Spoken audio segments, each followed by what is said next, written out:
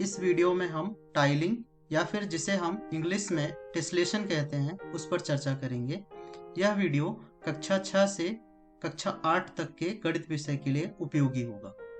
तो आइए जानते हैं कि इस वीडियो में हम क्या क्या सीखेंगे। इस वीडियो में हम चर्चा करेंगे कि टाइलिंग या टेस्लेशन क्या होता है, टाइलिंग को आकृतियों की मदद से समझेंगे और टाइलिंग से संबंधित कुछ प्रश्न भी हल करेंगे।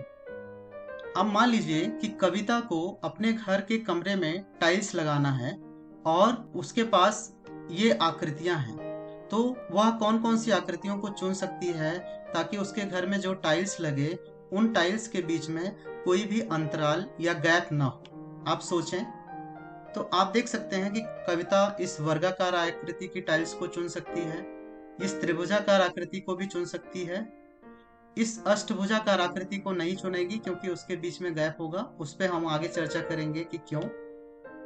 इस वृत्ताकार आकृति को भी नहीं चुनेगी, इस खटकोण आकृति को चुन सकती है। यह पूरी तरीके से वर्ग नहीं है क्योंकि इसके कोनों में घुमाव है। इस त्रिभुजाकार आकृति को चुन सकती है और इस आयताकार आकृति को भी चुन सकती है क्योंकि इन आकृतियों के कोने एक दूसरे में मिल जाते हैं, उनमें कोई अंतराल नहीं रह जाता है, इसलिए यह आकृतियां घर में टाइलिंग करने के लिए उपयोग में लाई जाती है। केवल कुछ आकृतियां ही बिना किसी अंतराल के एक समतल को भर सकती हैं। जैसे उदाहरण के लिए आप देख सकते हैं कि यह आयताकार आकृतियां, त्रिभुजाकार आकृतियां भी उपयोग में लाई जाती हैं क्योंकि आप देख सकते हैं कि जहां पर ये आकृतियां एक दूसरे से मिल रही हैं वहां पर कोई अंतराल नहीं है। आप ये देख सकते हैं। खटकोण आकृतियां भी टाइलिंग में उपयोग में लाई जाती हैं क्योंकि आप देख सकते हैं जहां पर जुड़ रही हैं वहां पर कोई अंतराल नहीं होता है। कई आकृतियां परस्पर नहीं जुड़ती हैं, उनमें हमेशा अंतराल रह जाता है। आप देख सकते हैं कि यह आकृतियों को यदि हम एक दूसरे से लगाकर जोड़ेंगे तो यहाँ पर कुछ अंतराल रह जाता है। तो इस प्रकार की आकृतियों को हम नियमित टाइलिंग के उपयोग में नहीं लाते हैं। तो आइए जानते हैं कि टाइलिंग दो तरीके से की जाती है। एक नियमित टाइलिंग जिसमें एक प्रकार की आकृतियां और उनके शीर्ष और कोने बराबर होते हैं। ऐसी कुल 3 आकृतियां ही हैं। पहली आकृति है वर्ग, त्रिभुज और खटकोण आकार की आकृतियां। अनियमित टाइलिंग में हम एक आकृतियां या फिर आकृतियों के मिश्रण का उपयोग करके हम टाइल्स बनाते हैं। तो जैसे आप देख सकते हैं कि यहाँ पर अष्टभुजाकार आकृति है और अष्टभुजाकार आकृतियों को आपस में जोड़ने के बाद जो अंतराल बचता है उसमें एक वर्गाकार आकृति को लगा दिया जाता है। तो कुछ इस तरीके से अनियमित टाइलिंग का भी हम प्रयोग करके टाइल्स बनाते हैं। आपने इस तरीके की टाइलिंग भी अपने आसपास में देखी होगी। जब हम टाइलिंग बनाते हैं और आकृतियां एक दूसरे से जुड़ती हैं तो इस कोने में कुल कोण का मान कितना होता है? तो आप देख सकते हैं कि एक वर्ग के एक कोण का मान 90 अंश होता है। इस प्रकार से 4 वर्ग जब मिलेंगे तो वहां पर कुल मान 90 गुणे 4 बराबर 360 अंश होगा। इसी तरीके से आप जानते हैं कि यदि समबाहु त्रिभुज है तो उसके एक कोण का मान 60 अंश होता है और यहाँ पर कुल 6 समबाहु त्रिभुज मिल रहे हैं।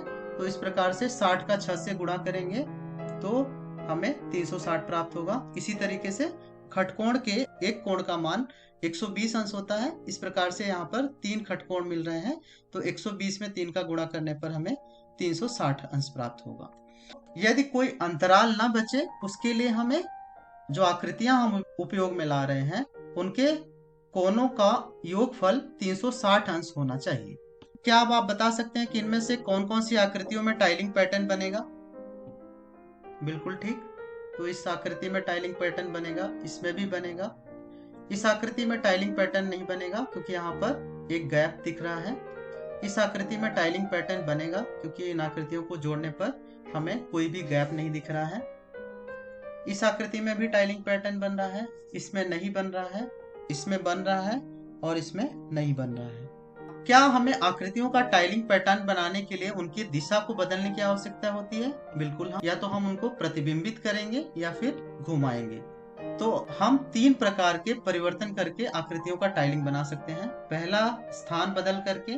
तो आप यहाँ पर देख सकते हैं कि इस आकृति में हम यदि स्थान बदलेंगे तो कुछ इस तरीके का एक टाइलिंग पैटर्न हमें दिखाई देगा। दूसरा तरीका है घुमाकर। आप यहाँ पर देख सकते हैं कि इन आकृतियों को यदि हम घुमाएंगे तो कुछ इस तरीके के टाइलिंग बनेगा। या फिर आकृतियों का प्रतिबिंब बनाकर और उनके स्थान को घुमाकर भी हम टाइलिंग पैटर्न बनाते हैं। तो कुछ इस तरीके से आप देख सकते हैं। अब आप वीडियो को थोड़ी समय रोककर अपने नोटबुक पर इस प्रकार की आकृतियों को बनाएं और उसमें टाइलिंग पैटर्न बनाने का प्रयास करें। अब आप अपने उत्तर का मिलान कर लें। यहाँ पर कुछ और प्रश्न दिए गए हैं, इनमें भी आप टाइलिंग पैटर्न बनाने का प्रयास करें। अब आप अपने उत्तर का मिलान कर लें।